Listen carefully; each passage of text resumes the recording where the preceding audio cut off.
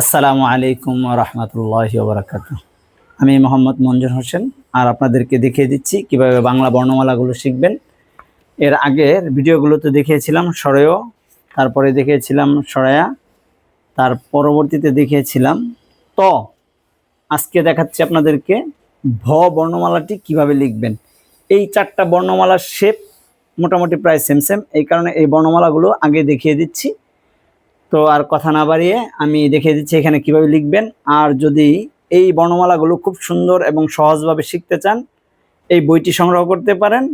এই ভিডিওর নিচে লিঙ্ক দেওয়া থাকবে, ইনশাল্লাহ এই লিঙ্ক থেকে আপনারা বইটি সংগ্রহ করতে পারবেন। তো এখন দেখিয়ে দিচ্ছি কিভাবে ভ বর্ণমালাটি স্কেচ করব আমরা।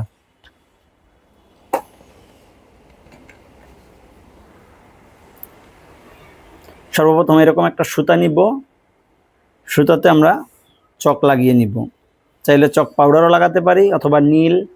আর চকটাকে এইভাবে ধরে এই যে আঙুলে এইভাবে পেঁচিয়ে নিব, তারপর আমরা এইভাবে ধরে একটু টান দিলেই চকটা সুতাতে লেগে যাবে। তার পরবর্তীতে আমরা এইভাবে হাত দিয়ে দাগ দিয়ে নিব। এই এরকম একটা দাগ হয়ে গেল। আবার এরকম আরেকটা দাগ দিতে পারি। তো এটা মাত্রা হয়ে গেল আমাদের। তার পরবর্তীতে আমরা এই দাগটা দিব, যে আমাদের অক্ষরটা কতটুকু বড় হবে। এই দাগটা দিলে আমরা বুঝতে পারবো যে আমরা এতটুকুর মধ্যে আমাদের অক্ষরটা থাকবে। তো আমি আরেকটা দাগ দিচ্ছি এইভাবে সোজা করে, যে আমার ভ অক্ষরটা মাপটা কতটুকু হবে। এইভাবে হচ্ছে আমার অক্ষরের মাপটা 9 ইঞ্চি। আর তাহলে 9 ইঞ্চি যদি আমাদের এদিকে একটা হরফ থাকে, অক্ষর থাকে, বর্ণমালা থাকে, তাহলে এদিকে কতখানি হবে। যে 9 ইঞ্চি একটা লাইনের একটা বর্ণমালা, এদিকে হবে 8 ইঞ্চি। তা আমি এই যে 8 ইঞ্চি দাগ দিয়ে নিলাম। উপরেও একটা দাগ দিয়ে নিচ্ছি 8 ইঞ্চিতে, যাতে আমার লাইনটা সোজা হয়। এখন আমি চাইলে এই লাইনটা একটু বাঁকা আছে, ঠিক করে দিচ্ছি।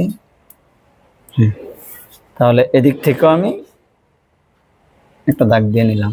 তাহলে আমার 8 ইঞ্চি একটা বক্স তৈরি করলাম আগে। এই বক্সের মধ্যে আমার ভ হরফটা থাকবে। তো ভ হরফের আরেকটা দিক হচ্ছে, এটা নিচ থেকে প্রায় 1.5 ইঞ্চির মতো উপরে থাকবে, একটু ছোট হবে। আমরা এই দাগটা একটু নিচে দিয়ে নিলাম।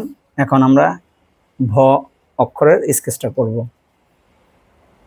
প্রথমত এইখান থেকে টানটা দিব,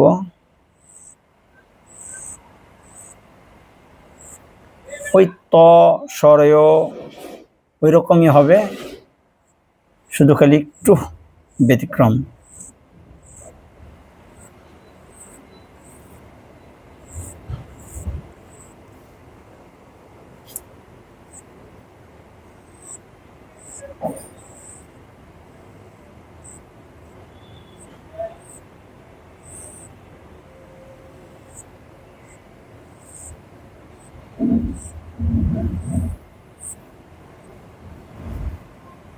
বাড়তি দাগগুলো আমরা একটা ব্রাশ অথবা তুলি হাতে নিতে পারি ছোট, ওগুলা দিয়ে মুছে দিব, আর না হলে হাত দিয়েও মুছতে পারি। তো এরকম একটা ভ স্কেচ করে নিয়ে পরবর্তীতে আমরা রং দিয়ে এটাকে পূর্ণ করব। এই লেখাটা হওয়ার পরে আমরা একটু পিছনে যাব, পিছনে গিয়ে দেখব আমার অক্ষরটা সব দিক থেকে ঠিকঠাক আছে কিনা। যদি দেখি যে হ্যাঁ ঠিকঠাক আছে, তাহলে আমরা রং দিয়ে এটাকে ভরাট করে দিব। তাহলে আমরা একটা জেনুইন অক্ষর পেয়ে যাব। এই যে খুব সহজে সুন্দর করে আপনারা কিভাবে লিখবেন আমি দেখিয়ে দিলাম। এখন আমি তুলি দিয়ে কিভাবে লিখবেন সেটাও দেখিয়ে দিচ্ছি। আমরা দেখিয়ে দিচ্ছি কিভাবে তুলি আর রং ব্যবহার করবেন। আমি এই কাপের মধ্যে প্লাস্টিক পেন সাদা রং নিয়েছি, আর এই তুলিটা হচ্ছে নাম্বারই মুছে গেছে, তারপরে 16 নাম্বার তুলি, এটা দেখা যাচ্ছে 16 নাম্বার। এরকম একটা সাইজের তুলি নিয়ে আপনি লিখতে পারবেন। তো সর্বপ্রথম আমরা এদিক থেকে টানটা দিব। ভ লিখতে গেলে আমরা এই বাহু থেকে, ভয়ের এই অংশ থেকে, ওই যে সরয় সরায়া লিখেছিলাম, ত লিখেছি, ঠিক সেম ওইভাবেই এদিক থেকে আমরা ভয়ের দাগগুলো দেওয়া শুরু করব। আর তুলিতে রং এইভাবে খুব সুন্দর করে নিব, যাতে বেশি না হয় আবার কমও না হয়।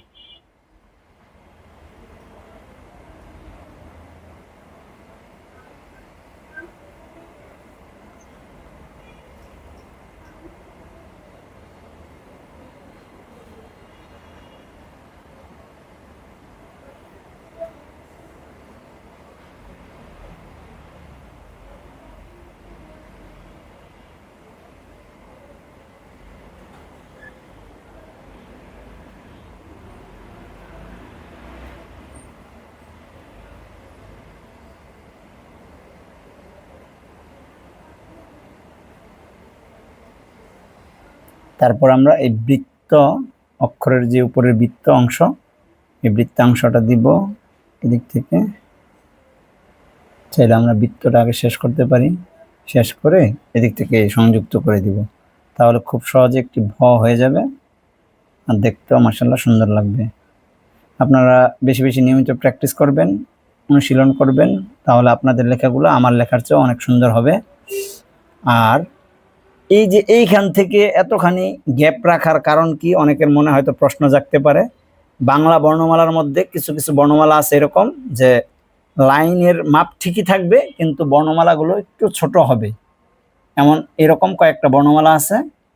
তো আপনাদের ভয়ের কোনো কারণ নেই, এই বইয়ের মধ্যে সবগুলো বর্ণমালা কোনটা কতটুকু বড় ছোট হবে সবগুলো দেয়া আছে। আপনি বই যদি আপনার কাছে থাকে, আপনি একবার যদি শিখে নিতে পারেন, ইনশাল্লাহ আপনি খুব সহজেই বাংলা বর্ণমালাগুলো আয়ত্ত করতে পারবেন, যা আপনার কাজকে আরও সুন্দর এবং পরিচ্ছন্ন করে তুলবে।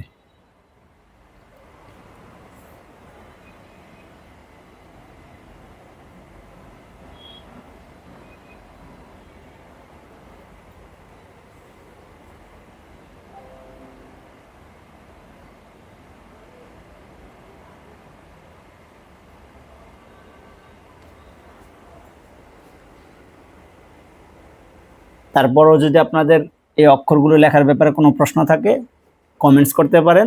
ইনশাল্লাহ আমি যথারীতি চেষ্টা করব আপনাদেরকে সঠিক দিক নির্দেশনা দেওয়ার জন্য এবং উত্তরগুলো সুন্দরভাবে বুঝিয়ে দেওয়ার জন্য। আসসালামু আলাইকুম ওয়া রাহমাতুল্লাহি ওয়া বারাকাতুহু।